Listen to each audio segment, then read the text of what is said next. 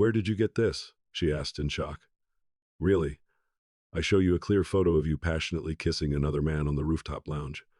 And the first thing you ask is where I got this photo from. Does it matter? Does where I got this change the fact that you cheated on me with him?" I asked my wife, with whom I've been together for 7 years. "Honey, I know it looks bad, and I admit we kissed, but it is not cheating. As you can see in the photo, we're at a crowded party. We didn't spend the night together, obviously," she shot back. "So this is your main defense?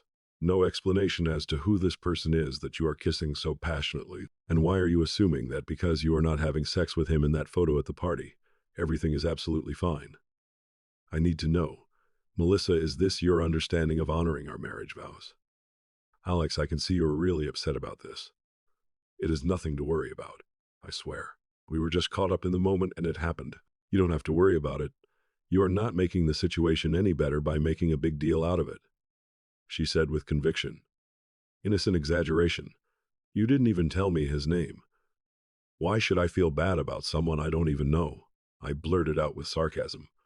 "Doesn't matter what his name is. If I told you, you could do something stupid like start a confrontation, and he would destroy you. I won't let that happen," she retorted. "I understand. Thank you for your honesty and openness. You made your choice. Now I will make mine," I replied icily. I turned around, ran up the stairs, and began packing my suitcase. For about a week, she followed me quickly. "What are you doing? What does it look like?" "I am packing my suitcase." "But why?" "Because I can't tolerate another minute of your lies and deceit. I need to go away and think before I say or do anything that I might regret." I breathed through my teeth. "Don't be stupid, Alex. I know you would never hit me." "Well, until today I knew that you would never cheat on me. So apparently we don't know each other as well as we thought." "Cheating? Who said I cheated on you?" Melissa shouted. "Kissing him wasn't cheating on you, and you know it. I've never cheated on you." "This is it," I said sarcastically. "What?" "Here it is, a blatant lie." "But I never lied to you, Alex. I didn't cheat on you with him or anyone else," she screamed. "Oh yeah? Then what is this?" I handed her another photo taken at night. "Quite a nice picture of you two outside his apartment, isn't it? And just in case you try to get away like some politician and say that this isn't intimate either, how about this?" I showed her a third photo. "It sure looks like you spent the night already, doesn't it? But where? How? Here it comes again. Does it matter where I got these photos from? Or how? Will knowing this change the fact that you actually cheated on me and just lied to my face?" She dropped the photographs on the floor and began to sob, trying to hug me. "Don't touch me, Melissa. Communication is a two-way process. I gave you a chance to be honest with me about everything and start over. But you apparently don't consider me worthy of the truth. I could stay and try to discuss this with you for the sake of our daughter, if only you would be honest. But it seems like too much to expect from you." I took my phone. "If you call me even once for any reason other than an emergency with little Sophie, I will block your number. Is that clear?" She nodded her head, and I walked out, seething with anger, disappointment, and pain that was hard to measure. It was Friday evening when I checked into the hotel. I decided that I would take the weekend to think about my next steps. If I decided to get a divorce, which was my instinctive impulse, Sophie would have grown up in a broken home, and I would have had to pay alimony and child support. Basically, I would be paying her to continue her affair. It is a pity that she couldn't give me any explanation or apology, at least. Perhaps she didn't have time to think. So I decided it was best for us to go our separate ways and think about what direction our lives would take from here. The absence of my wife and daughter affected me greatly, and the loneliness was unbearable. I fell asleep crying. Around noon the next day, the text messages started coming in. After completing my architectural degree some time ago, I took a job at a local design firm that was a satellite office for a large architectural company. After 5 years there, I was offered a position as a project manager at their flagship studio in San Francisco, 1,000 miles away. With increased responsibility came a significant increase in salary, so we happily jumped at the opportunity, moved, and settled down. We both left all our friends and family behind. Melissa took a job at a major tech startup which employed more than 200 employees, most of whom were women Melissa's age. A year after we moved, little Sophie was born. I encouraged her to become a stay-at-home mom since I made good money, but she enjoyed the company of her work friends. Her work friends quickly became our friends. We were part of a loose group of 6 to 12 couples who met on average twice a month, sometimes at home, often at a restaurant or club. The women were her colleagues, and the men, like me, were their husbands or partners. This doesn't mean I didn't have friends at work, but Melissa worked tirelessly to ensure that our social calendar consisted primarily of her group of colleagues. I had no objections, as they were all quite nice. The women, without exception, were strikingly attractive, as were their male partners. I sometimes felt out of place among the elegant and stunning professionals of the group, but they all treated me the same as the others. My current correspondence consisted mainly of this group. It was clear that Melissa not only told them we were in trouble, but she told them the details, and they all urgently requested an audience with me to quickly resolve the situation.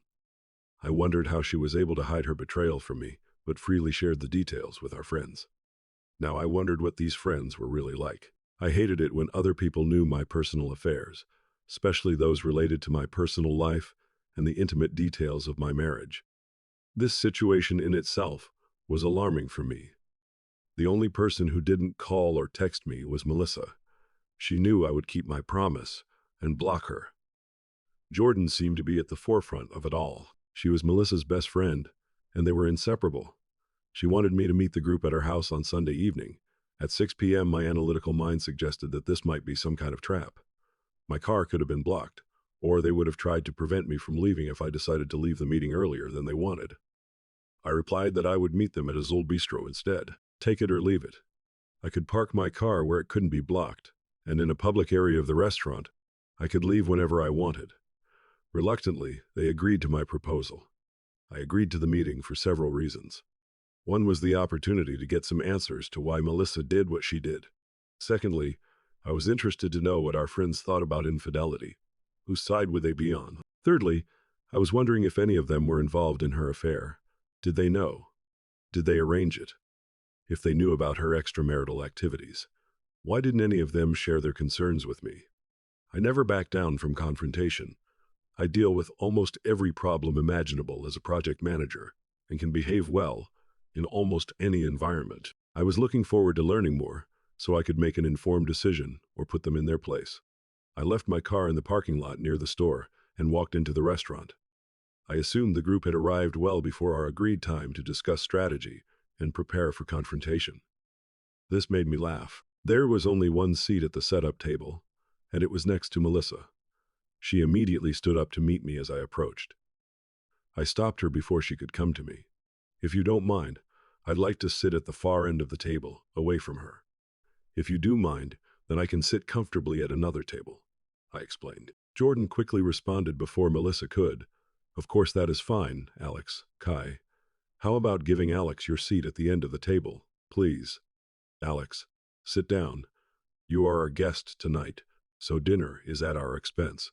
Let's all place our orders now. Our group was in a separate dining area of the restaurant used for additional seating. They must have arranged it for confidentiality. Everyone quickly placed their orders. Before I allowed Jordan or anyone else to take control of the conversation, I was determined to get at least one answer before continuing. I handed out 2 copies of a photograph of Melissa passionately kissing another man on the rooftop lounge, one facing left and one facing right. You all seem very, very interested in Melissa and me resolving our differences. I was shocked that she would tell our private matter to someone else before she and I had a chance to discuss it ourselves, but it just shows her continued disrespect for me and our marriage. I started. Jordan tried to speak, but I cut her off. Before any discussion even begins, I want an answer, and I want it now. Take a good look at this photo, everyone. Melissa is passionately kissing another man. She refuses to tell me his name. I am sure at least one of you here knows who he is. You all say you want to help us solve our problems. Well, the biggest help I need right now is information. If none of you can be honest with me right now and present the facts as they are, then we have nothing more to talk about. Complete silence fell over the table. Even the talkative Jordan couldn't find anything to say. Not one of them offered to say that they didn't know the man. Not one of them offered to say who he was. I got my answer. Thank you for your time. I hope someone is very hungry and can eat my sea bass. I just lost my appetite. No one here seems really interested in helping us repair our relationship. After everything I said, I got up from the table and left. Melissa called me, begging me to come back. But no one else did. It was obvious that our friends were her friends, not mine. Melissa, Jordan, and the group were stunned. They planned to have a reasonable discussion with me, but I completely brought down the entire meeting with my stubborn demand.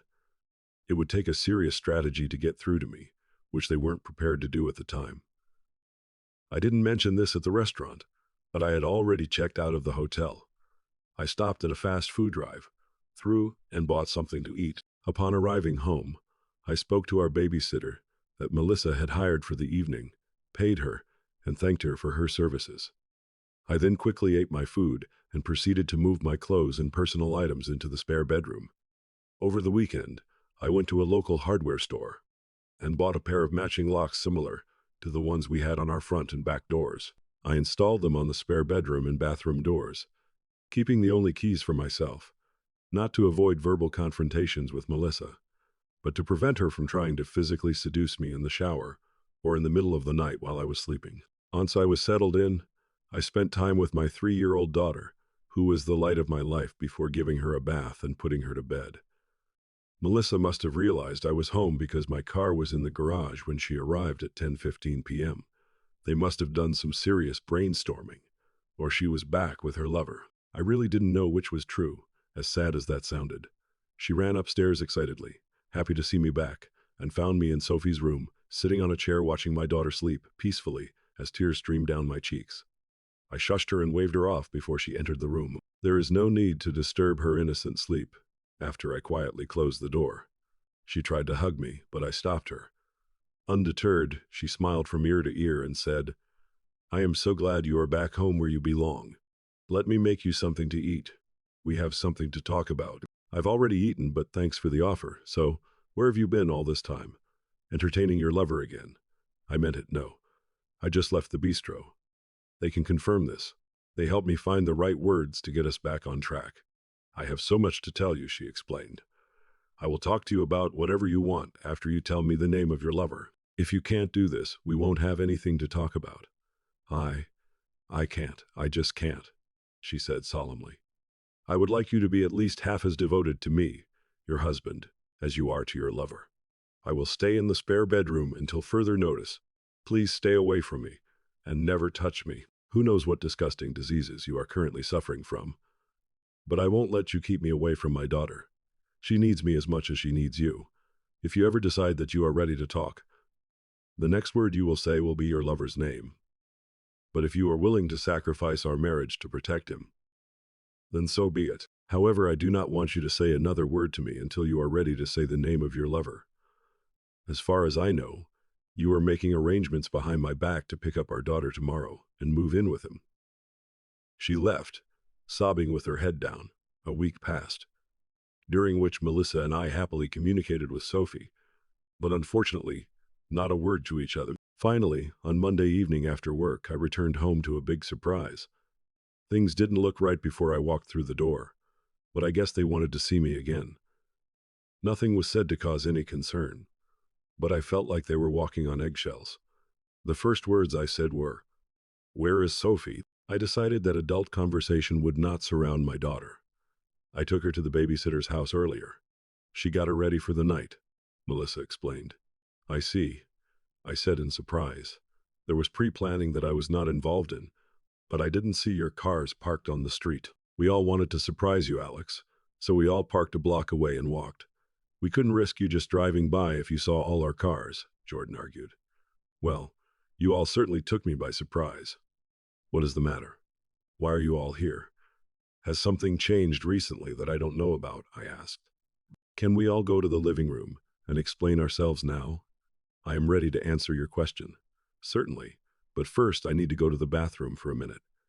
I have just returned home. I'll be there now. Why don't you all move on?" I went into the bathroom in the hallway, relieved myself, flushed, and washed my hands. I started recording on my cell phone and carefully placed it in my shirt pocket, so the camera was barely visible in case something interesting happened, and joined the crowd in my living room. I was surprised to see two more people in the living room who had not been in the kitchen before. I immediately recognized the man Melissa had been cheating with, sitting next to a woman a little younger than him. Melissa began. Alex, you've already met everyone here, except for Elliot Franklin and his wife Gail. They're longtime members of our group of friends, but you've never met them before. I know this might be a bit of a shock to you, but you insisted on finding out who he is, so we all decided that this might be the best way for you to learn his name. If you try to attack him, all the guys here have agreed to come between you. We don't want anyone getting hurt here tonight. So you are finally giving me a name to face, huh? A little late to worry about getting hurt, isn't it? I said sarcastically. Ah, I get it. None of you were for a moment concerned about me getting hurt, were you? Your only concern was making sure this wonder guy here remained unharmed, wasn't it? Don't worry.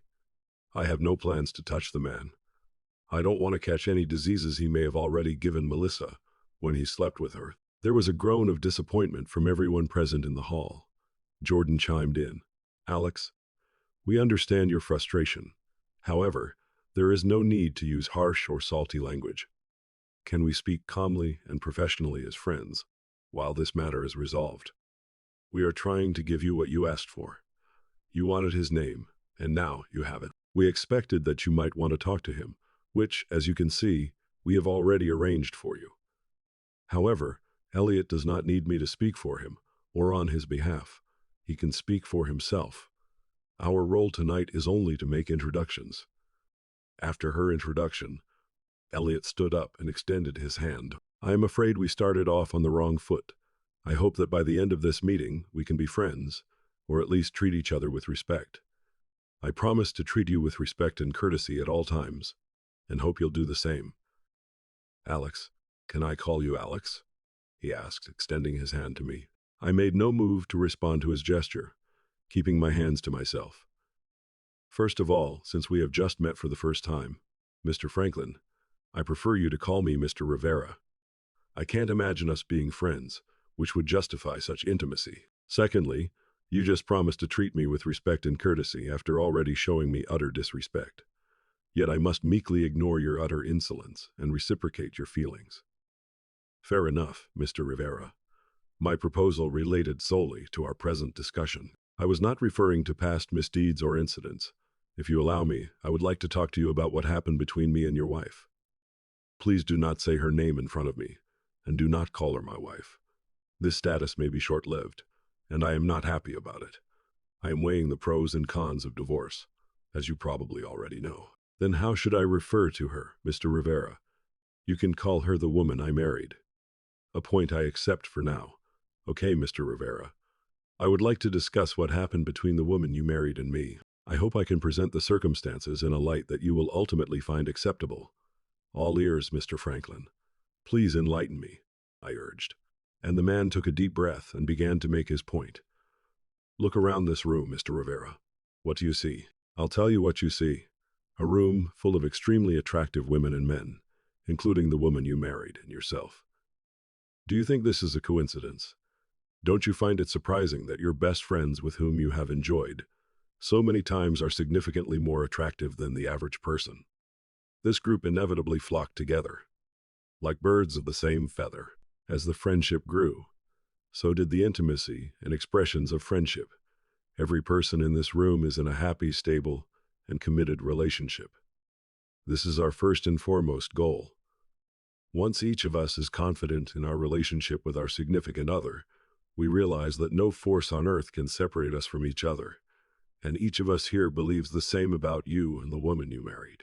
As I looked around the room, I noticed that all the women were dressed provocatively, not fully, but each woman was dressed in a way that emphasized her assets as much as possible.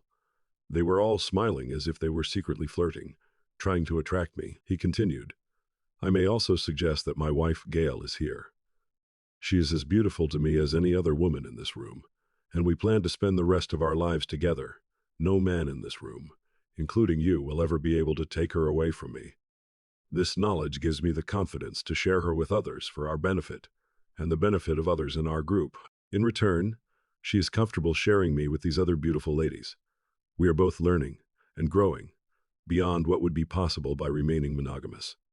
It is an outdated and archaic term that no longer binds people together nearly as well as true love, which consists of trust, intimacy, understanding, sharing, and opening up the horizons to great. How nice for you and your wife, Mr. Franklin, and the rest of this group to have a night with each other freely. But this has absolutely nothing to do with me and the woman I married. Sorry, Mr. Rivera, but didn't you just admit that you have less trust, understanding, and confidence in your relationship with the woman you married than every other couple in this room? Don't you see how wonderfully you both could benefit and expand your relationship by opening up to this? He spread his arms as if embracing everyone present in the room. If what you say is true, Mr. Franklin, then you just called every woman in the room, including the woman I married, easy. I am outraged that you turned her head and morals so easily. I find your actions despicable and disgusting. A gentleman never interferes in a marriage relationship, as you clearly have done. I see where your logic is leading, Mr. Rivera. Rest assured, this is not one-sided. You are also invited to embrace the concepts that we all hold dear. Here, you could be with any woman in this room right now if you desired.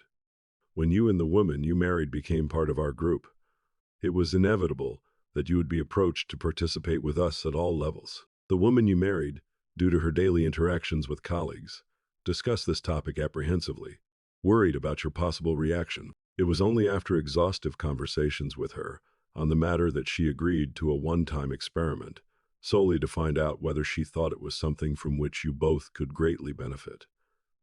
She was very wary at first, but soon became convinced, and realized that the experience could improve your relationship. If you had not confronted her so harshly that night, she planned to raise the issue with you and discuss the potential benefits that she thought the experience could bring. Mr. Rivera, the woman you married said that you confused her with your accusatory confrontation. Before she had a chance to fully enlighten you on the matter, she panicked and retreated into defense, not knowing how to correct the conversation with you in the hostile atmosphere that you created. I am confident that you will agree with everything that we suggest is beneficial for you and the woman you married. All we need is to find a way that will make you feel a little more comfortable with the idea. I see, I said, as if seriously considering everything he said. I then looked Melissa straight in the eye and asked, "Is this all true? You discussed all of this with them without my knowledge, and then agreed to test the waters with Mr. Franklin to see if you agreed that it was good for us as husband and wife, without even discussing it with me beforehand." Melissa nodded nervously in confirmation before explaining. They told me how wonderful it was to have this open relationship and how it had strengthened and improved their marriages. I wanted the same for us. When I went through this experience with Elliot, I appreciated the whole experience to find out how it could improve our relationship. Dear, please believe that my love for you has never wavered. I only wanted to show you what I learned from him, to convince you that being involved would be beneficial for both of us. She smiled sweetly as she finished, realizing that this was the first real conversation I'd allowed her to have with me since that night. So you expect me to believe that just one wonderful session with a super lover here has given you such skills? This wasn't actually your first time with him, was it? She looked down at her feet, unable to maintain eye contact, confirming my suspicions. Mr. Franklin intervened again. Don't you see, Mr. Rivera? We helped the woman you married understand the benefits. You might as well be involved in all aspects as well. Plus, there are other benefits that you may not have even thought of, he added. Please enlighten me about these benefits, I insisted. Well, Mr. Rivera, the woman you married will learn some valuable lessons during our lovemaking sessions and will be able to bring that knowledge back to you when you make love, just like before. So you consider yourself a Casanova of sorts, huh?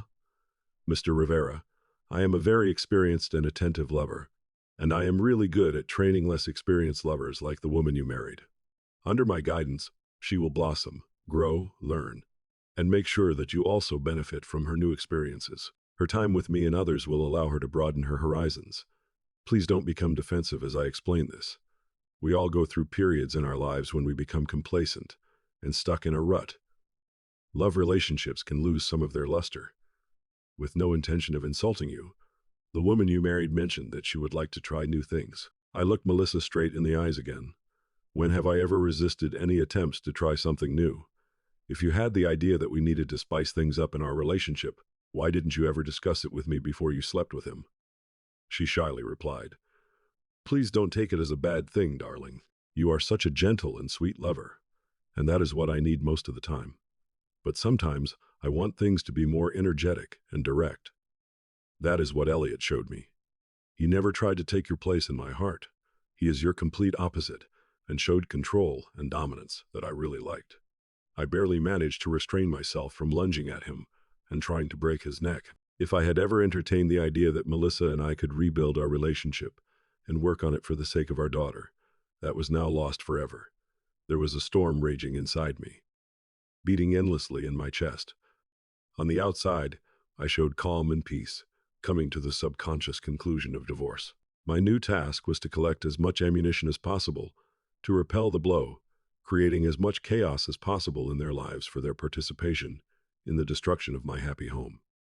To achieve this, I needed to show enough interest to give them a glimmer of hope that I was hesitant to consider the offer. I looked at each woman, undressing them with my gaze and not hiding my implied lust. So, for me to understand correctly what you are saying, Mr. Franklin, is that I can have any woman here in this room if I want, and use her to fulfill my fantasies that I have hidden, until now, my entire married life, simply because the woman I married wasn't ready for it. Melissa looked offended by my statement, but said nothing, not wanting to get in the way of my agreement. Exactly, Mr. Rivera. Any woman you want. They can all be part of your dreams, and I know this firsthand. I have created unforgettable intimacy memories with each of these ladies, and I speak from personal experience. You can even enjoy my wife, Gail, if you wish. He spoke enthusiastically. I could feel the electricity in the room as they expected my intimate desires to override my logical mind. Usually, Melissa could do this easily, but not tonight. Well, Mr. Rivera. Or can I call you Alex now? Asked the scoundrel. Alex will do. I gave in to gain their trust. Thank you, Alex. Do you see our group in a better light now? Will you and Melissa join us on this new level of intimacy? You won't regret it. Your marriage will only be stronger for it. I guarantee it. As much as it pains me to say this, literally, I joked, I would like a little more time to digest everything that was explained to me tonight. Melissa and I need to have some private one-on-one conversations. Once we have cleared up some issues, we will get back to you with our answer. Is that acceptable? The scoundrel gave an obviously false smile. He had difficulty pretending to be polite. He didn't expect the delay. He wanted my answer right now, but he wouldn't get it. Of course, he said flatteringly. Take as much time as you need. Then he nodded. 3 strong men quickly grabbed and held me in place. I couldn't move. Although I was held tightly, I did not feel threatened. It was just an unexpected move. Melissa walked over, pulled my cell phone out of my shirt pocket, and started clicking away, deleting all my records. Please understand, Alex. We want to try to trust you, we really do. But until you fully become one of us, we must take steps to protect ourselves. It was very obvious that you were recording the events of this evening on your cell phone. We just cannot afford this level of trust in you at the moment. Melissa nodded towards the villain. She asked him, Is everything deleted? All of it? Melissa nodded, saying, Yes, there is no record of today's events. She then returned the phone to my pocket. It then became very clear that she was already a full member of their group, since he trusted her to carry out this task against my wishes. I showed the look of defeat that the scoundrel was looking for. Mr. Franklin continued. You see, Alex, don't be so disheartened. I want to believe that you decided to keep the recording mainly to better choose who you will be with when you fully join our group at the highest level. But please understand that we just can't take the chance. There is too much on the line.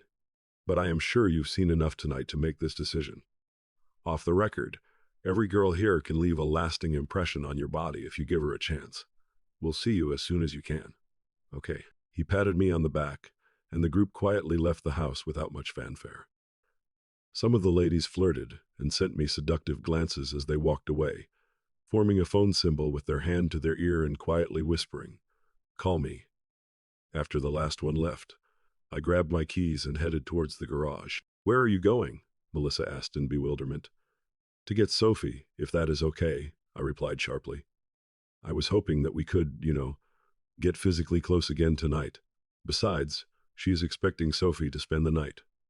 There is no reason to go after her right now, right? She said seductively, twirling her hair, licking her lips and showing off a provocative pose in front of me. I miss my daughter. Apparently you don't. I'll be back soon, I said.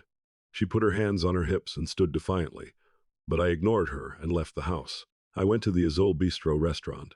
I was hungry, having not eaten dinner and missing the dish I had ordered, but never eaten the last time I was there. They didn't disappoint.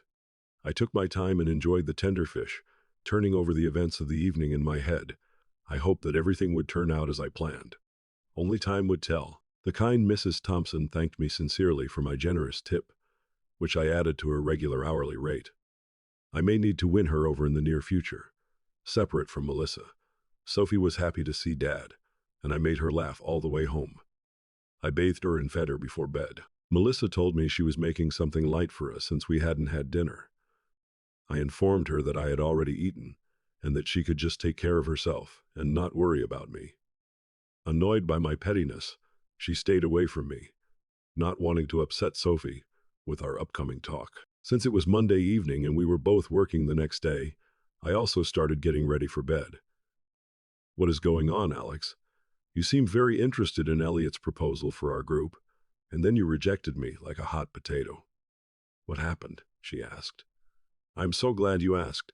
Let me answer your question with a few questions. Maybe your answers will give you some insight, I suggested. Go ahead, she agreed. Right before they left, 3 men grabbed me in my own home, and you didn't say anything about it. Right? It wasn't like that, she protested. Isn't it? 3 men grabbed and held me in my own home. Yes or no, Melissa, did that happen? Yes, but before she could object, I interrupted. Yes, they did. And you didn't say a word of protest to any of the other witnesses who were also silent. Yes or no, Melissa? Just answer yes or no. No, she answered quietly. We've finally gotten to the point. Now listen to the next question very carefully. I don't want to repeat myself. You admit that you did not express any objection to me being held in my own home. You also admit that you took my cell phone and deleted the records from it. Not at my request, but at the request of someone else. Is this true, Melissa? Yes or no? Is it true? Melissa looked down at her feet. Yes, that is true. I didn't think of it that way. You are making it sound like a betrayal on my part. That is a betrayal, Melissa. Now, back to your first question. Why did I reject you like a hot potato? What happened? Your own answers should reveal to you the truth about why I did this. You proved tonight that you were on their side. Not on mine. Not on ours. On theirs, if you have no objections, I am going to sleep alone today again. Melissa began to sob as I left, leaving her in the hallway to reflect on her behavior. Of course, I locked my door. Somewhere around 4 a.m., I heard someone trying the doorknob. 3 or 4 unsuccessful attempts were enough to derail her effort. On Tuesday morning, I spoke with the senior partner of the architectural firm where I worked. Dan, can you recommend a divorce lawyer? I mean a good one, who will fight as hard for a man as they do for a woman. Please tell me you are not asking for yourself, Alex, Dan pleaded. Unfortunately, it is so. I would have thought that a man of your position would be aware of such things. You seem to know everything. I joked. I know Teresa Russo. She is our contact at the firm that handles all our legal matters. I am sure she can provide the name of someone good. Let me give her a quick call, and I'll get back to you. Thanks, Dan, and no need to talk. This will remain between us. I respect other people's privacy. You have no idea how nice it is to hear that. Thanks, Dan. I made an appointment with B. Thornton at Teresa's recommendation for 2:30 p.m. that same day. It turned out that this is not B, but B as in Barbara. She informed me that her caseload is 70% female and 30% male. But when she takes on a case, she puts her heart and soul into it and fights for her client, no matter the circumstances. It didn't take long to convince her of the justice of my position as the injured party, and she happily took me on. She also warned me that I would have to pay child support for 15 years until Sophie turned 18. Additionally, college expenses are usually included in these calculations in the best interest of the child. I explained that I had nothing against providing for my daughter, but I was hoping for at least 50 divided by 50 co-parenting on either a weekly or bi-weekly schedule. She could not make promises, but she vowed to fight hard for these conditions. Regarding alimony, she explained that I would most likely be obligated to pay it for 3 to 5 years, depending on which judge we get. Based on income differences, the usual outcome in our state was to provide 1 year of alimony for every 2 years of marriage up to 20 years of marriage. This was then limited to 10 years, although I would have to live with it. I was irritated by the thought of paying her to continue her affair with her new partner. With our plans to grow our family, Melissa and I rented the condo we had lived in for the past 4 years and diligently researched house plans and available lots to build our dream home. I had quite a few sketches of the features that would be incorporated into our special hideaway. All these dreams were now nothing more than smoke. At least there was no house to sell, divide, or dispute. Sophie was not committed to any particular residence in her tender age. So if Melissa continued to rent the condo, it would not matter to me. The number of her betrayals did not matter. We would inevitably get divorced. Barbara explained that the average time to finalize a divorce in our state is 8 months for an uncontested divorce and a year for a contested divorce. I was hoping to be among the statistical 8 months. Being tied to a cheating spouse held little appeal for me. Now that my decision to divorce Melissa was final, Barbara also explained that there is no financial benefit to filing for divorce on the grounds of infidelity. But she said it could come in handy if custody issues become contentious. She said divorce papers could be ready to be served as early as Thursday afternoon. I asked that Melissa be served with the papers at 10 a.m. Friday at work, where many of her friends and co-workers could witness the event. After discussing the divorce issues and agreeing on her fee, I approached Barbara with another legal issue that needed to be resolved immediately after the divorce. Melissa usually arrived home half an hour before me, so it was no surprise that she was in the kitchen preparing dinner. Unlike my usual habits, I avoided the kitchen and went straight upstairs to take a shower. Since I now used the bathroom down the hall, there were fewer opportunities for her to lure me into an intimate trap. I took a change of clothes with me to the bathroom. It was time to start practicing living separately under one roof. When I came out of the bathroom fully dressed, she was waiting for me in the hallway. Dinner will be ready in a few minutes. Sophie is already in her high chair in the kitchen. You smell so good, she said with a smile. I'll be right down. Thanks, I replied, ignoring her remark and opening the spare bedroom door. The tension was palpable, but she didn't say anything harsh during dinner. She began. I would like to explain what happened with the mobile phone yesterday. Come on, I am listening, I said calmly. While you were downstairs selecting potential partners, and the three of us were upstairs alone, Elliot informed me that he knew you were recording the events of that evening, and that it would not be fair to allow everyone to be exposed to the professional risks that you could cause because of the video. After you confronted me with the pictures of him and me together, it bothered him greatly. The right decision was to eliminate the threat. The way you moved your chest trying to aim the camera was obvious. He said that they couldn't leave that night until the threat was neutralized. Not knowing if the password was set on the phone, they were willing to take it with them and return it later after it was cleared. Elliot suggested that I could prevent this if I deleted the entries before your eyes. I see. And why in the world did they think you would agree to do such a thing to your husband? Because I gave them my word, Alex. I don't understand.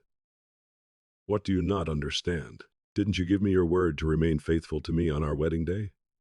There was a significant pause after my remark. I was glad about this. Honey, I don't want you to think that I am on their side. I am not at all. Isn't it? What if the circumstances had been the other way around? If those 3 men had snatched you from our home, do you think I would have just stood by and allowed it? What other choice would you have, Alex? 3 of them would have taken you easily. I'd fight for you because I would be on your side, not theirs. We were a team once, you and me. Last night, you didn't act like my wife. You acted like one of them. I am sorry you can't see it through my eyes, Alex. I explained about the cell phone. I don't know what else to say. There is nothing more to say, is there? I argued. You are right. On this topic, how did you know about these photos, Alex? I'd like to know. I am sure you'd be interested, wouldn't you? It would be interesting if one of your friends was as committed to your cause as the others in your group. What if one of your colleagues turned you in to me and delivered these photos to my office? How would you feel about that? Who? Please tell me who. Male or female? She asked urgently. I can't tell. Melissa. Why? I gave my word, I said with a big smile. She realized that her questions would get her nowhere, so she decided to discuss another topic with me. We were invited to join them. This is a wonderful opportunity, don't you see? We can grow closer to each other and learn to please each other in ways we never dreamed of before. This will strengthen our marriage. How is this working so far? Our marriage is hanging by a thread. I already feel closer to you, I said sarcastically. Don't be like that. You didn't even try. You don't know what it is like, Alex. Our intimate life has been so boring, mundane, and unimaginative that you are afraid we can't survive as a couple without inviting other people into our bedroom.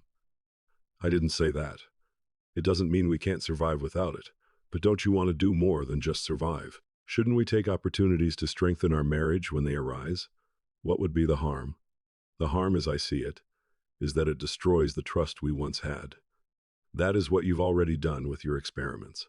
Instead of strengthening our marriage, it is tearing it apart. Perhaps no one else around you considers loyalty a worthy quality, but I do. Obviously, your friends don't think much of it. They proved it last night. I don't trust you anymore. Melissa, ever since I saw those 3 photos, I've been wondering who you are with. You can have fun today. You've proven that you are quite capable of doing whatever you want behind my back. If it is so important to you and you believe in it so much, why didn't you come to me first and talk about it before you jumped into bed with another man? Because I knew how you would react. I thought that if I could participate and understand the benefits of it, I could bring home everything I learned, and we would both benefit from it. Once you saw the improvement in me and my attitude towards intimacy, I hoped that you would recognize the value of it and agree with enthusiasm. So essentially, you and this smug consider yourselves to come from a position of higher enlightenment and understanding, believing that lower beings like me must be gradually trained to slowly grasp the truths of life that you two somehow instinctively see. How elitist of you to generously allow your superior knowledge to flow down to this lowly peasant. I had no idea how happy I was. Sarcasm was now dripping from my every word, and she felt it. For several days, I searched for information about Elliot and Gail Franklin, hoping to find their connection to the group. I only found one Elliot Franklin in public records, a homeless man who was arrested for soliciting people for money downtown as a panhandler. The photo and age didn't even come close to matching the man who slept with Melissa. I decided to find out more about them. I decided to have Melissa served at 10 a.m. on Friday, as I had to attend a local architectural forum. We usually meet every quarter for 2 to 4 hours, including lunch. A variety of contractors sponsor the event to offer their services to the various firms represented. That way, when Melissa calls my secretary, she will acknowledge my extended absence, and I will intentionally leave my cell phone on silent. The only call I will answer will be one that requires my attention at work. I didn't avoid Melissa completely. I just wanted to give her time to get over the initial shock before talking to her. When I eventually returned to work, I called her back from the many messages she had left for me. I heard her quickly move away from the others and start talking to me. Finally, are you serious? Suing me in front of my friends?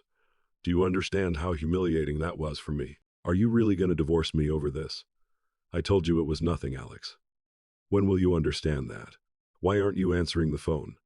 Why are you refusing to talk to me about this? My secretary should have told you that I was at a meeting of architectural firms. I just got back to the office and called you right back. I have work to do, you know. It doesn't stop just because you want to talk. And as for the conversations, when did I refuse to talk to you? You are the one who has been avoiding talking to me for the past 2 days. I never turned down a conversation. I am talking to you now, aren't I? But since we both have jobs, let's continue this conversation at a more appropriate time after work. Then, we can talk about whatever you want. She cried into the phone. I don't want a divorce, she sobbed. Please, Alex, don't divorce me. We'll talk tonight, okay, Melissa? Okay, she said, still sobbing. I love you.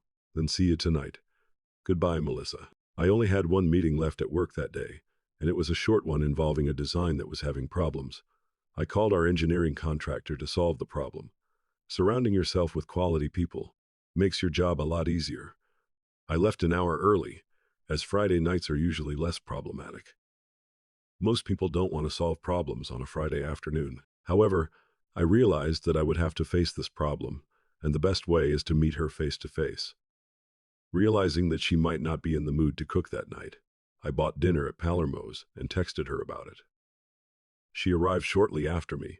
I took Sophie's bag and carried her out of the car and into the house. She rushed towards me, hugging me as I held our girl in my arms, knowing that I wouldn't push her away abruptly and upset Sophie. I sat Sophie in her high chair and helped feed her. Toddlers can definitely be messy eaters. She is at the stage where she loves to throw food, so there is very little left on her tray in front of her to throw. She thanked me for the takeout. We both spoke kindly to Sophie and were happy, although she sometimes shed tears while doing it. I spent most of the evening with Sophie, never moving far from her side until she was put to bed. Again, she was my support, my goal, my reason to endure difficult circumstances. I knew it was coming, and I was as prepared as I could be for it. She was looking at the divorce papers when I walked into the living room where she was. She took a deep breath to calm herself before speaking. "I'm sorry, Alex." "Okay. Is that what you wanted to hear?" "To be honest, this is the first apology you've offered me since this all started." "What exactly are you apologizing for, Melissa?" "I am sorry you saw those photos and found out about it that way. I can only imagine how it must have shocked you. I understand you regret that I found out, but not that you cheated on me. Understood?" "Don't say that.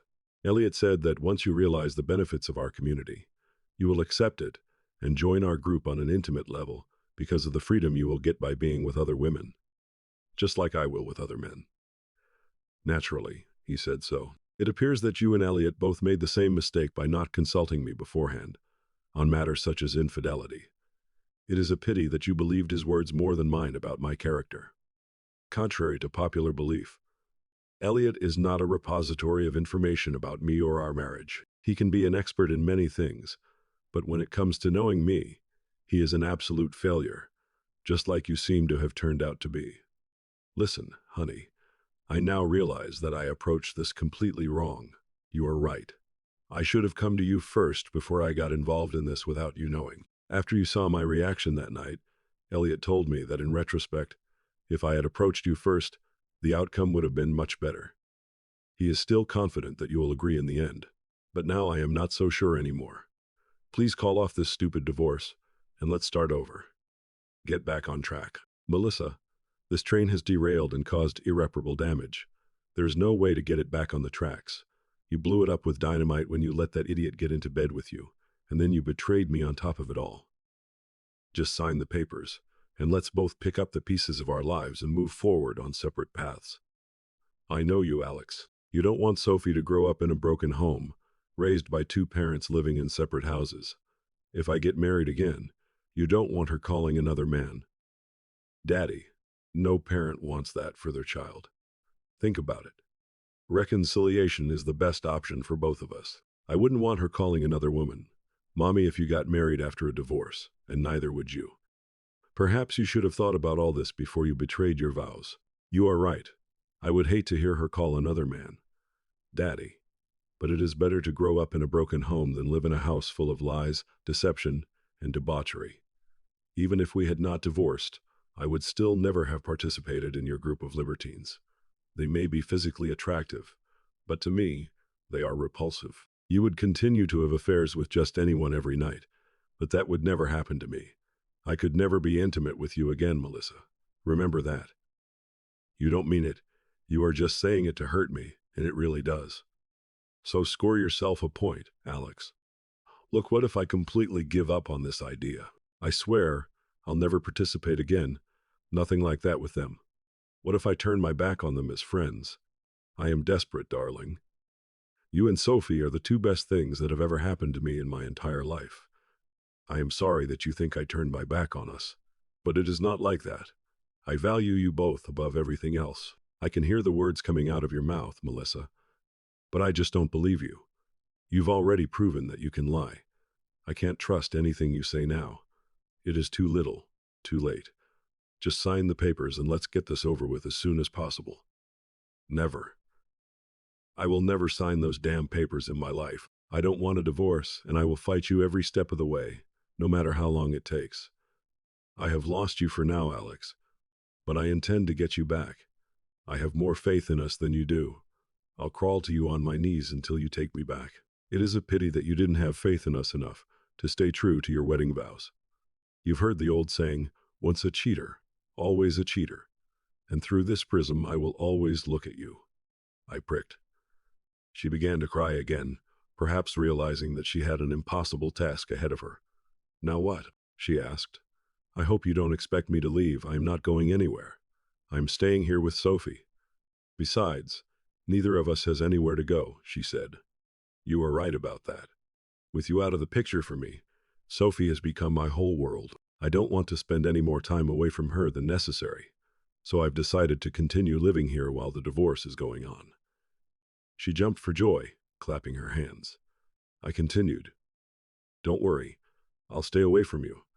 I'll no longer expect you to wash my clothes, cook my lunches, or clean up after me. You take care of your needs, I take care of mine, and we both will take care of Sophie. All I ask is that you avoid touching me. To me, you are a walking disease from head to toe, disgusting to look at, disgusting to think about, and impossible to continue the marriage with. We both will coexist under the same roof, but it will always only be coexisting until divorce occurs, which will never lead to reconciliation. Her joy soon turned to despondency as she realized what I had just said. I heard what you said, Alex, but divorce is a long way off, and we both know that a lot can happen over a long period of time. I am going to get you back, honey. I swear I will. As long as you continue to meet and talk with your so-called friends, I don't have a chance in hell of trusting you. I'll never be around them again. As you so clearly pointed out, I don't own you or have control over your behavior. But if you ever bring one of yours here to this house, I swear on my life that you and they will seriously regret it. Understand? Of course, honey. I already told you that I would turn my back on them if that is what it takes to get you back. Do you want me to quit and become a full-time housewife? No, it is too late now. Besides, if you did, it would only increase my alimony payments in the divorce. She didn't like my remark but kept a cheerful smile for my sake. I decided that our days of confrontation were behind us. There was nothing she could say now that would make me lose my temper and rebuke her again. Both of us had suffered enough from insults and innuendos. I could be professional both at work and at home. I decided to treat this as a temporary business arrangement. Nothing was allowed to interfere with my time with my daughter. For a couple of weeks, we had short, polite conversations, talking only about what was necessary. Surprisingly, we agreed with some of my lawyer's suggestions. In the interim, I would pay all the rent if Melissa paid all the utilities. I canceled all utilities that were in our joint names and resigned them in our name only.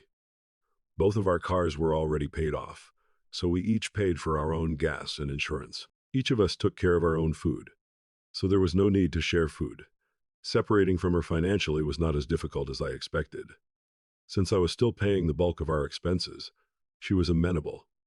I transferred half of our savings to a new account in my name only, and left the remaining amount in the account in her name only. She became quite angry with me for a few days after this, but soon realized that I was only complying with what was outlined in my terms of the divorce agreement, which she still politely refused to sign. After I completed all my actions, she decided to take a few steps of her own. She started dressing more and more provocatively when she was around me. She dressed conservatively for work, but after her evening shower, she invariably appeared in skimpy and sometimes see-through clothing. 5 months after she was served with the divorce papers, she told me that she was going out with Jordan, her best friend, on Saturday nights. If I didn't mind babysitting Sophie, I replied indifferently that it was fine as long as she didn't bring her or any of her lovers here to the house. I decided to join a rock climbing group sponsored by my employer on Saturday nights. When she was out, I had fun challenging myself on the walls, and Sophie was delighted with the amount of attention from the staff at the children's area. It was much better than sitting at home, wondering what Melissa might be doing or who she might be doing it with. One time, I came home after her, and she asked where I was with Sophie. I told her the truth. She asked if she could come with me next time, and again, I honestly answered that I only go there when she leaves, so as not to sit at home alone. My answer disappointed her greatly, but pleasing Melissa was no longer my concern. She often asked me how we could get back to a loving relationship if I never gave her a chance.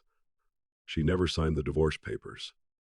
It took a whole year. 6 months after filing the lawsuit, Barbara Thornton, my lawyer, contacted me saying that Melissa's lawyer successfully achieved 10 mandatory family counseling sessions, 2 per week. I had to be present and couldn't just sit there without saying a word for the entire session.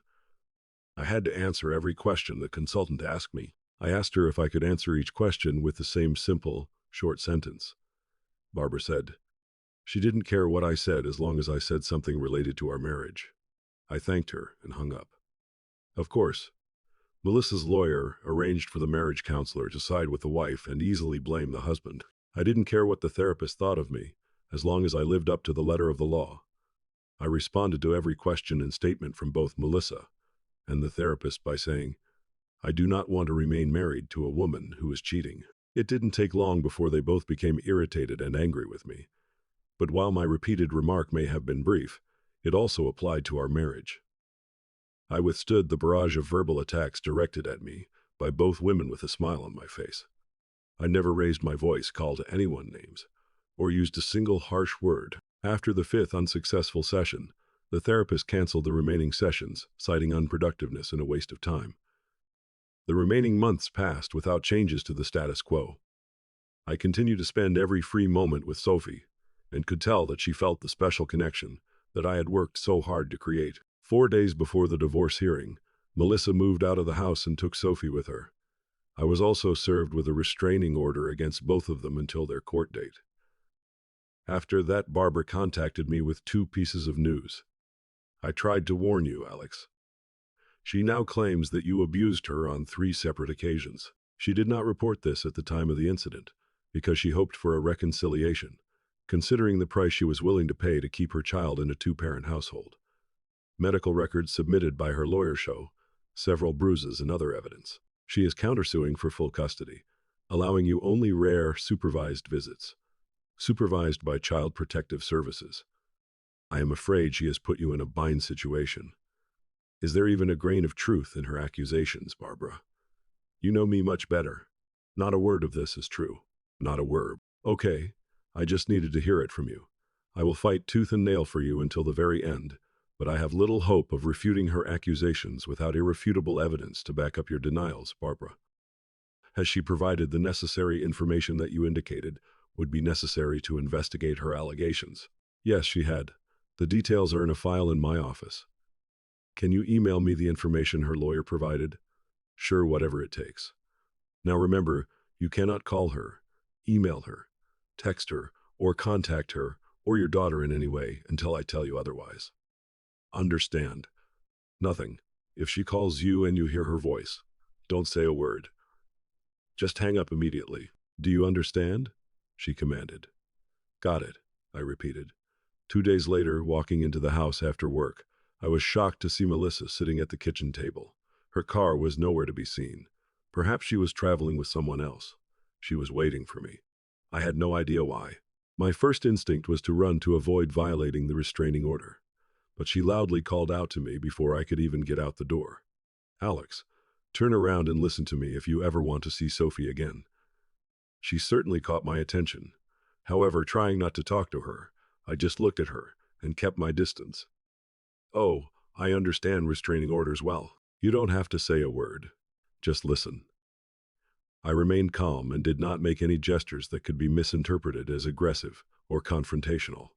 First, give me your cell phone so I can turn it off. I put it on the kitchen table. She took it and turned it off to make sure there was no recording. She continued, I tried my best to persuade you to come back, but you were so stubborn that I had to resort to desperate measures. What does it feel like when the shoe is on the other foot? It doesn't feel good, now does it? Sorry, Alex, you left me no other choice. We both know that you never touched me. I told you before that you never hit me in a million years, and I still believe that, even here and now, but I needed to make sure that I got full custody of our daughter, leaving you with only crumbs of time which you can spend with our little girl. It pains me to be so cruel to you, Alex, but this has given me the opportunity to negotiate with you. Melissa cleared her throat and continued, if you call off the divorce, make it stop, and willingly agree for us to join our group of friends as they generously suggested, then I will lift the restraining order and move back here. We will be able to resume our happy family life. Sophie won't come from a broken home. She will be raised by both parents living happily under the same roof. Think about it, Alex. What do you say? What? Do you not like it? I promise you that you will quickly get used to it. I'll be happy to show you new tricks that I've already learned right here and now, if you are ready. It might be too much too soon. What do you say, Alex? Will you get off your high horse and live with me in the real world for a change? You'll have a great time. I looked her straight in the eyes, letting her know that I was seriously considering her offer. So what you are saying is, if I agree with you and your friends, you are saying you won't limit my access to Sophie in any way. Why would I ever want to come between a loving father and his child? You know, as well as I do, that the child loves you more than me. She constantly asks about you, and it breaks my heart when I keep her away from you. Just say yes, Alex. Just say yes, and all our problems will disappear, she coaxed. First I lost you, then I lost my daughter. My life is unbearable. I miss her madly. I want to be with her so much. I cried. Just one word from you will make everything right, Alex, and everything will be restored, she insisted. Give me time to think about this. I need to do some mental exercises to figure out how I can share you with other men. I just need time. Okay, honey, I hear you. You always analyze everything from an architect's point of view. We have a court hearing in 2 days. I need to hear from you tomorrow. Just send me one word. Yes, so I know you are with me, with us, and I will make things right. But if I don't hear from you before the hearing, I will punish you for the rest of your life. Your daughter will grow up hating you. I promise that, and you will pay me for it. Please don't make me do this. Be with us for Sophie's sake. Okay, honey, make the right choice for her sake. She hit me where it hurt the most. My daughter, nothing in the world was more important to me than this girl. I'll answer as soon as I can. Now please go away, I insisted. She walked past me with a grin on her face. She knew she had me cornered. I held my breath until I heard the door close. I looked out the window to see a shiny Tesla pull up next to her. The driver, of course, was Elliot Franklin. He must have valued her very much to go to such lengths to bring her into their group. I had a lot to think about. Barbara informed me that my presence at the divorce hearing was not required. My being there wouldn't change the outcome, but I wanted to be there. As I left the men's room to head to the courtroom, Melissa walked up from somewhere and blurted out, "You had your chance, you stupid idiot. I am going to tear you apart. Your daughter will never know your name, and she'll grow up calling another man father. I will marry a real man who is not so insecure, who trusts and believes in me. In our marriage, who is ready and open to new experiences. Unlike you." She spat in my face and quickly walked away, causing gasps from the audience who wondered what cruel crime I had committed against such a beautiful woman. I took out a handkerchief and wiped my face. I only hoped that my lawyer was half as good as her reputation was said to be. As I walked into the courtroom and sat in the back, waiting my turn, it was a busy day in court. It was interesting to listen to some crazy divorce cases while I waited. My turn didn't start until 1 p.m., which made for a long day. Melissa was called to testify first, because she filed a restraining order and made allegations against me. Divorce was a minor issue compared to this. I listened carefully as she testified about everything I was accused of, including the dates, times, and specific locations of the alleged attacks. This was her bargaining chip for getting custody of the child support, and possibly even jail time for me. After she tearfully talked about her terrible days and beatings at my hands, my lawyer quietly doodled flowers in the margins of her notes. Melissa and her lawyer seemed stunned that my lawyer didn't ask her more questions. Her smirk at me as she stood up to leave the witness box said it all. She knew she had won. Even my lawyer did not dispute a single statement of hers. She was ready to fulfill her promise to turn my daughter against me. I shuddered at the thought. "Your Honor, I would like to call Mr. James McNamara to the stand," Barbara asked. The judge nodded in approval, and a nondescript man of average height took a seat in front. Melissa and her lawyer exchanged glances, and she simply shrugged. It looked like he was a stranger to her.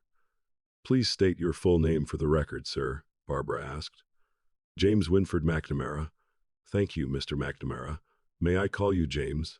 Jim, please call me Jim. Sure, sir. Thank you, Jim. Could you tell the court where you work and what your business does? Yes, ma'am. I own and operate McNamara Investigations and Security. Jim, could you please tell the court how you met my client, Mr. Rivera? Yes, he came to me about 14 months ago with concerns about his wife, Mrs. Melissa Rivera. He suspected infidelity, but had no proof. We offer private detective services to confirm or refute such suspicions, and he contracted with us on the spot. I see.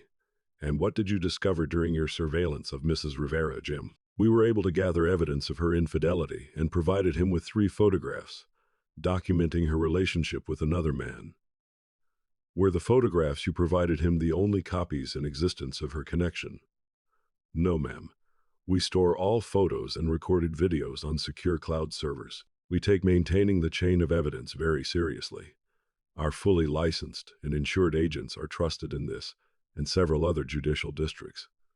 We have all the originals. Mr. Rivera was only provided with copies. Do you have other copies of these same images with you, sir? Yes. I have one right here. I can confirm that these are copies of the raw originals. Thank you, Jim, Your Honor. If I may, we would like to enter into evidence these 3 copies of photographs taken by McNamara Investigations. The judge accepted the photographs, examined them, nodded, and handed them over to the bailiff for processing. Thank you, Your Honor. Now, Jim, was that all you had in common with Mr. Rivera? No, ma'am. He was concerned that a relationship with an unidentified gentleman could be ongoing and asked me to suggest ways to determine whether this was the case. I recommended that Mr. Rivera install hidden miniature surveillance cameras and microphones throughout his home, which could be constantly monitored. Such devices could record phone calls, secret meetings, and graphic images of infidelity. And Mr. Rivera hired your company to do this? Yes, ma'am. We installed the equipment the next day while Mr. and Mrs. Rivera were at work. Objection, Your Honor. Melissa's lawyer complained. I see where this is going, and before it goes any further, I ask that you consider any evidence obtained through these disgusting hidden cameras to be inadmissible. Mr. Rivera could have easily edited or altered any such footage to make the situation appear as it pleases him and denigrates my client. This is unacceptable. Judge Feldman listened to the objection and looked at Barbara.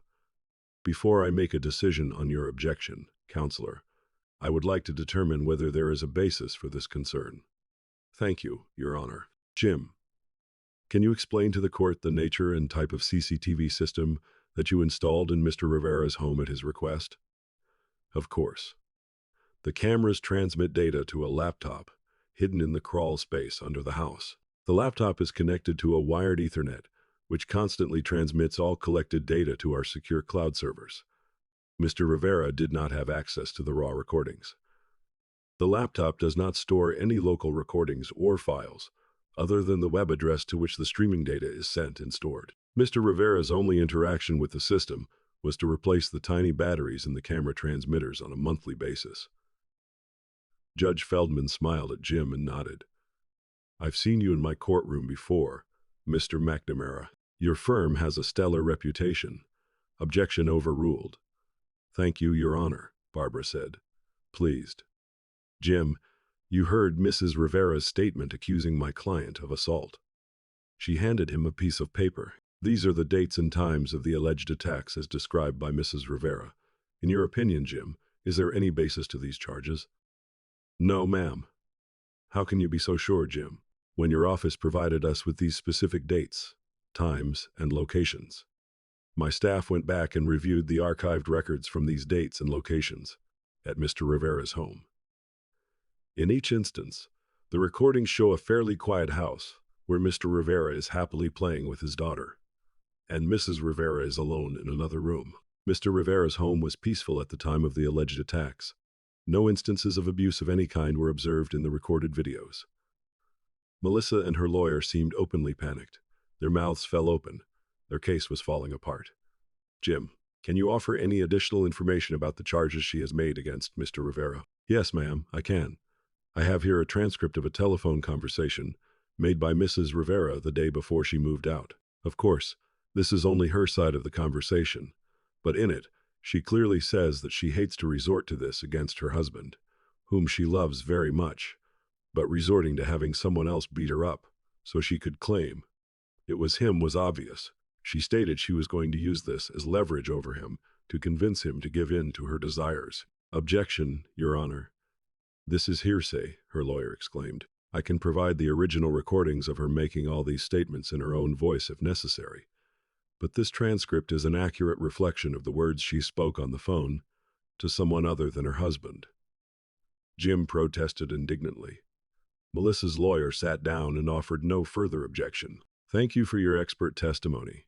There are no further questions, Your Honor, Barbara said and sat down. Judge Feldman looked at Melissa's lawyer. Do you want to ask questions of this witness? Devastated, he said. No questions, Your Honor. Judge Feldman instructed. You may sit down, Mr. McNamara. Thank you. After my private investigator took his seat, the judge continued. I see what is going on here. An innocent is being accused of crimes he apparently did not commit in an attempt to sway the court in favor of full custody for the mother of the child. In the process, Mrs. Rivera committed false statements. False statements are a third-degree felony and can result in up to 36 months in prison. A recording of this hearing will be turned over to the district attorney's office for possible criminal charges. I hope they will file charges against you, Mrs. Rivera. I am here and now granting full custody of the child, Sophie Rivera, to her father, Alexander Rivera. Mrs. Rivera will have visitation rights at Mr. Rivera's discretion. Mr. Rivera, I strongly advise you to be generous with visitation rights. Your child needs time with her mother. I nodded in agreement to the judge. She continued. As for alimony, I am inclined not to award any given Mrs. Rivera's cruel treatment of her husband, but I have compassion. Alimony in the amount of $1,000 per month, payable on the first of each month, will be awarded to Mrs. Rivera for a period of 42 months. Each party will retain their respective automobiles. Checking and savings accounts will be divided equally between the spouses based on the balances that were in the accounts on the date of filing of the divorce. Each party will retain their respective retirement accounts. Since Mr. Rivera will have primary custody, child support will not be ordered by the court. Mr. Rivera, as your daughter's guardian, I give you the authority to decide your current residence. Do you want to stay there, or are you planning to move? I would like to move out, Your Honor. I don't want to live there a day longer than necessary. Melissa can continue to rent the condo if she wants. Either way, I'll be moving. Okay, Mr. Rivera. The lease of the current residence is left to the discretion of Mrs. Rivera. Melissa rose unsteadily to her feet. You have a maximum of 8 hours to return the child to Mr. Rivera. If you refuse to comply, you will be found guilty of contempt of court. Understood? Yes, Your Honor, she replied tearfully. Okay, said the judge. I suggest that you settle this before you leave this building today. All restraining orders are lifted, and I am here and now granting the petition for divorce in Rivera versus Rivera. Both of you must receive your divorce papers within 30 days. Melissa was devastated when she realized she had lost her family. She approached me to carry out the judge's order. If you don't mind, Alex, I'll bring Sophie to your house after dinner today. I'd like to spend a few more hours with her before I give her to you. You don't have to do that, Melissa. I was just waiting to see the outcome of these hearings. I've already found a new apartment, and I'll ask some friends to help me move there as soon as I leave here. I handed her a piece of paper. Here is the address of my furnished apartment. I am only taking Sophie's things, my personal belongings and tools. You can take all the furniture. Drop Sophie off at this address tomorrow at noon. I should be settled in by then. She nodded at me sadly. For what it is worth, I am sorry, really. This is not the outcome I ever imagined. Well, since life with me was so boring and monotonous, from now on, you can have the exciting and loving lifestyle you've been craving without me. Good luck in your next open relationship, I quipped. She didn't respond. Alex, I want to thank you. For what? For not going after Elliot and Gail Franklin. They really are wonderful people. It is a shame you'll never get to know them like I do, she expressed her gratitude. You are welcome. I don't care about Elliot or Gail. As far as I know, they don't even exist for me. No, not Elliot, not Gail. But you know who really interests me. The company where you work. I found out from the HR department that your company has a very strict harassment policy because there are a lot of women working there, and they want to protect them from predators. Tomorrow, I will file a lawsuit against your company, claiming that gross violations of their policies have caused the destruction of my marriage and almost cost me my daughter. Ronald Hernandez will be named as the main culprit. It seems he slept with over a dozen women working there, violating company policy. You may have heard of him. He is your manager. Melissa stood there in disbelief, her mouth opening and closing like a fish out of water. I continued. As it turns out, I already knew her lover's real name from day one. My private investigator is very good at what he does and worth every cent he charges. An architect always approaches a problem from a knowledge perspective. If we don't have the answer, we find someone who does. That is what we do. Barbara, my sharp lawyer, filed a lawsuit against Melissa's tech startup for $1.2 million and settled it for a tidy $1 million. She kept $250,000, and I got the rest. On the day I received the settlement check, I wrote Melissa a check for $442,000 in one payment. My child support obligations were paid in full by her own company, with a large margin. Now I could build my dream home.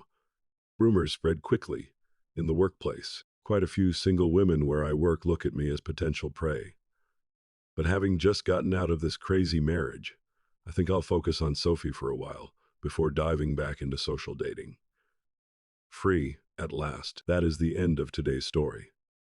If this story resonated with you, don't forget to like, subscribe, and turn on notifications. A new story drops every week, right here on Blood Never Lies. See you in the next one.